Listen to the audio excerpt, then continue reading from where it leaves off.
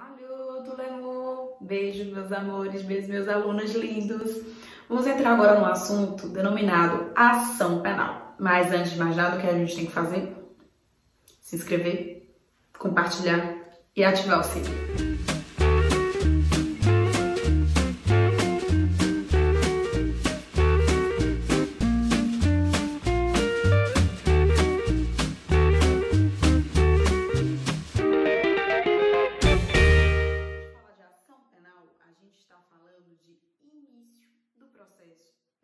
Professora, mas eu em penal 2 já estou ouvindo o conceito de processo penal. Não, meus amores, a gente está começando a analisar, porque é muito importante vocês saberem como é que se inicia o processo penal.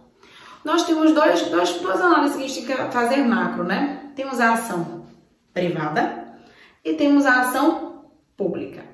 A ação privada, ela tem como petição inicial a queixa-crime. Isso mesmo, gente, queixa-crime. Queixa-crime não é ir lá na delegacia e dizer, eu vou dar uma queixa. Isso se chama notícia crimes, o popular boletim de ocorrência. Assim, meus caros, vamos entrar agora no conceito de ação penal.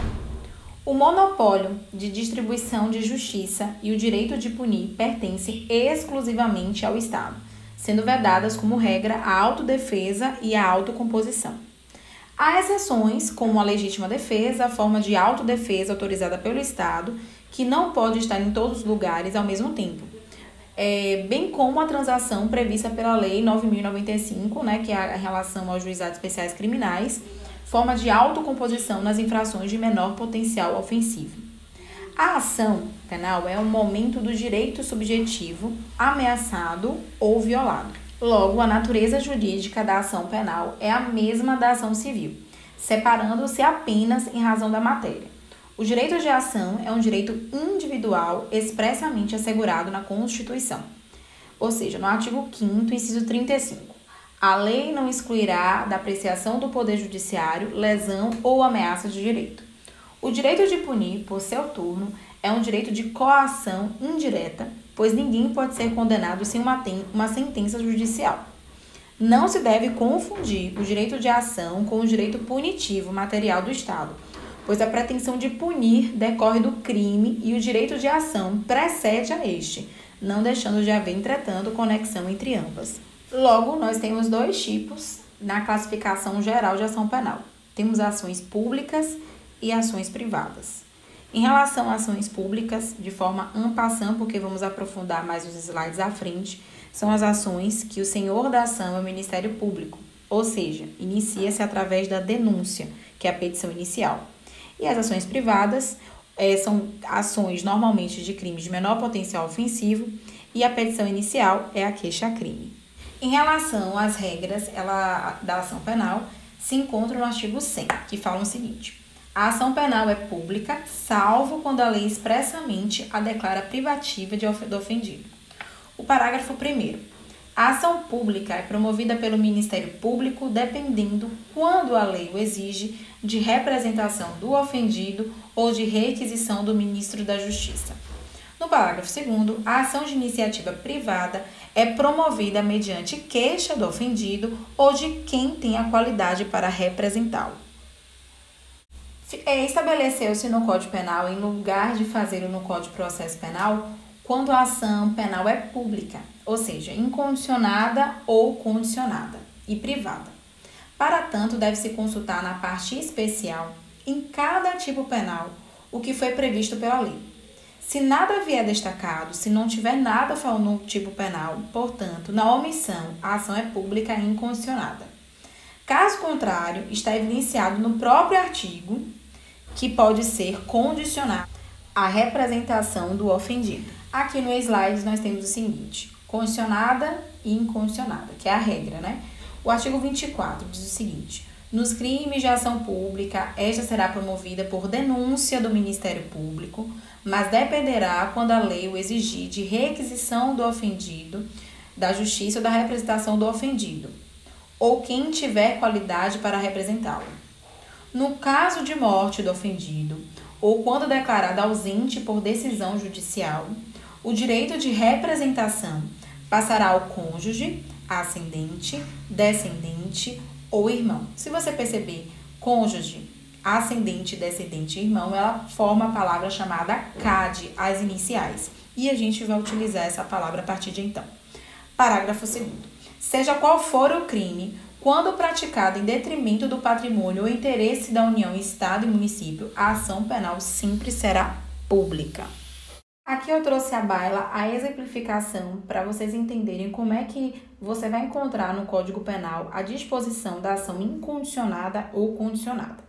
No artigo 121 está assim: matar alguém, pena reclusão de 6 a 20 anos. Não vem falando nada da ação, se não vem falando nada na omissão, a ação é penal pública incondicionada. Já no artigo 213 está assim: constranger alguém mediante violência ou grave ameaça a ter conjunção carnal ou a praticar ou permitir que com ele se pratique outro ato libidinoso. Pena, reclusão de 6 a 10 anos. Só que na disposição do título do artigo vem dizendo que os crimes são de ação penal pública condicionada à representação da vítima. A ação penal pública condicionada, ela significa que ela depende da prévia provocação do interessado.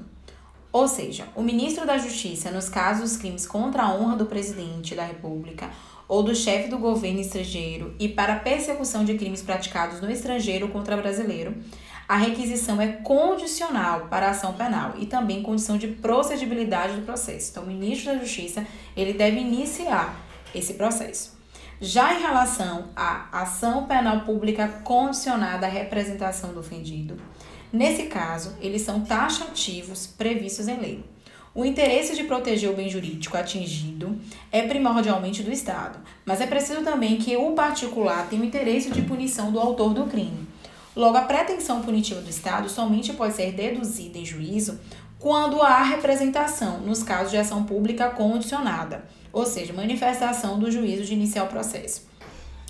A representação não condicionada, a existência do direito de punir do Estado, pois esse surge a partir do cometimento do delito. Mas na ação penal pública condicionada, o ofendido ele precisa representar expressamente que quer iniciar o processo contra o autor do delito.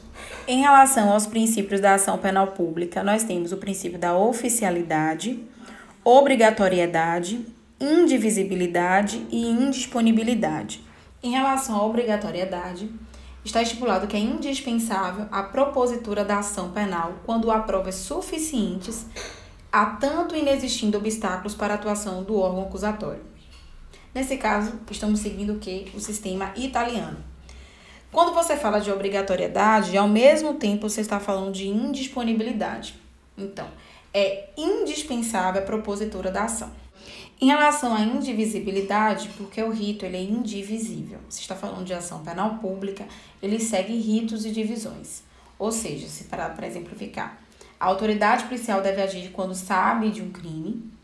A omissão da comunicação de crimes no exercício da função pública é um crime de contravenção penal. E o arquivamento do inquérito é controlado pelo juiz. Então, nesse caso, ele é indivisível, ele segue esses ritos. Em relação também à oficialidade, ele tem muito a ligação em relação à ideia de análise judiciária de todos os ritos para analisar se o delito ele é motivador para uma ação penal pública ou não. A ação penal privada ela é a transferência do direito de acusar do Estado para o particular, pois o interesse é eminentemente privado nesse caso.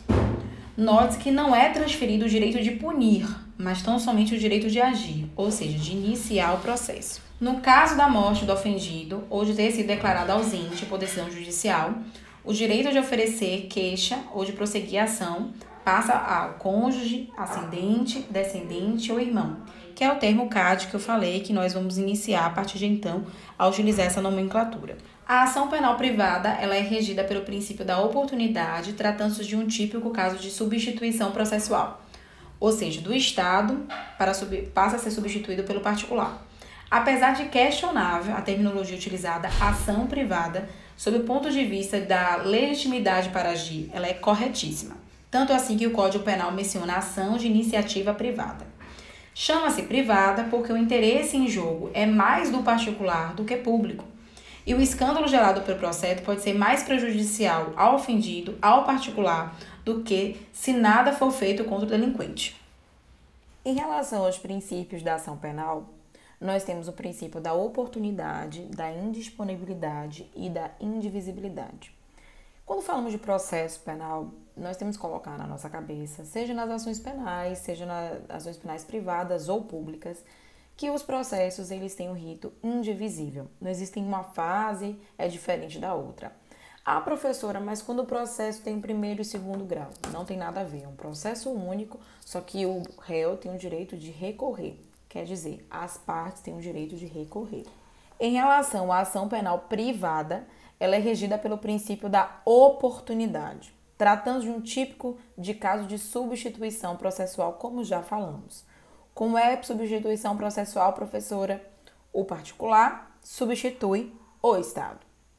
Apesar de questionada a terminologia utilizada, ação privada, sob o ponto de vista da legitimidade, ela é a correta. Segundo o princípio da disponibilidade, todas as pessoas têm a faculdade de apresentar ou não a sua pretensão em juízo, bem como de apresentá-la de maneira que lhes aprouver e de renunciar a ela ou a certas situações processuais. Ou seja, a pessoa física, o particular, ele tem a faculdade de iniciar um processo de ação privada, se ele quiser ou não. Classifica-se a ação privada da seguinte forma: principal ou exclusiva, só o ofendido pode exercer.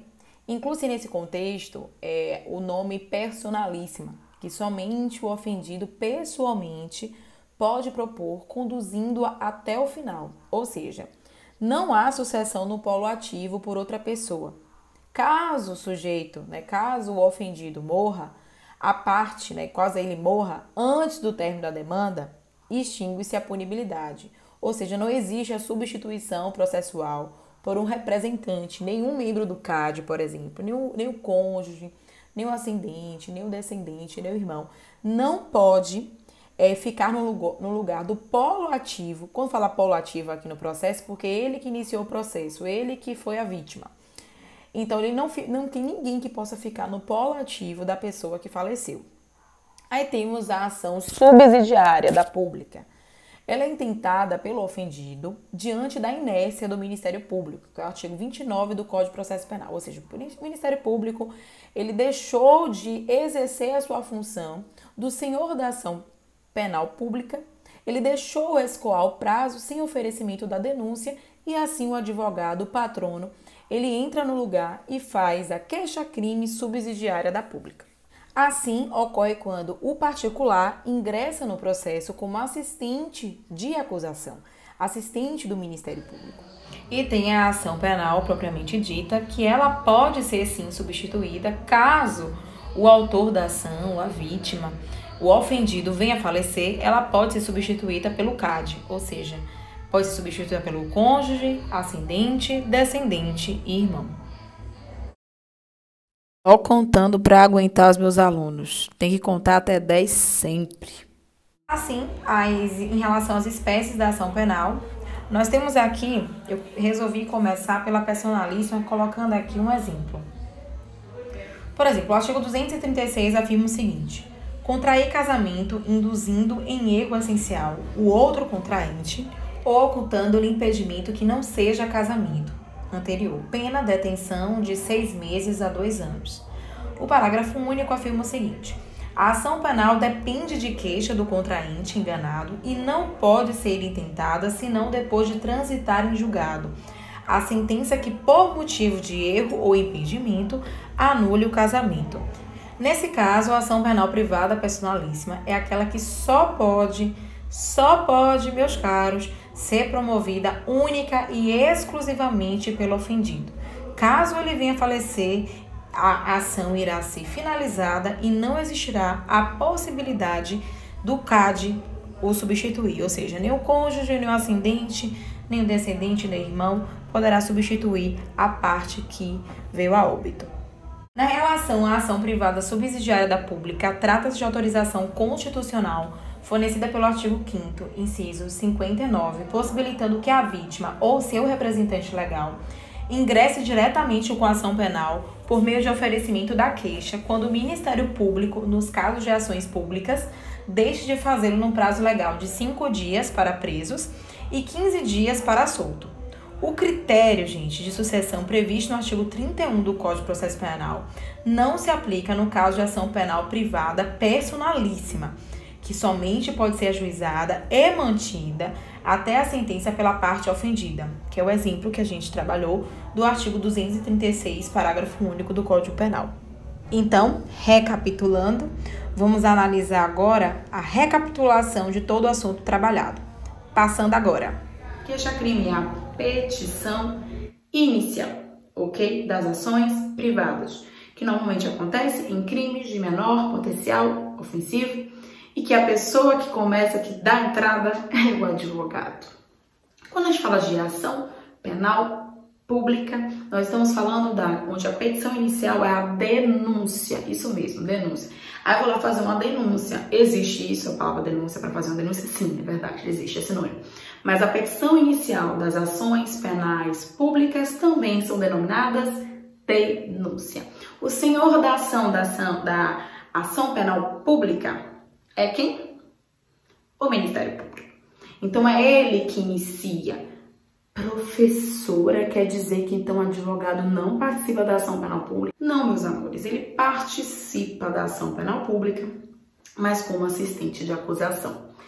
Por aqui, terminamos o assunto de ação penal pública, verificamos que a ação penal, viu gente, não é ação penal pública não, verificamos que a ação penal se divide em duas, ação privada e ação pública, e que a ação pública também se divide em duas, a ação pública condicionada e a ação penal pública incondicionada. Obrigada a todos e até o próximo vídeo.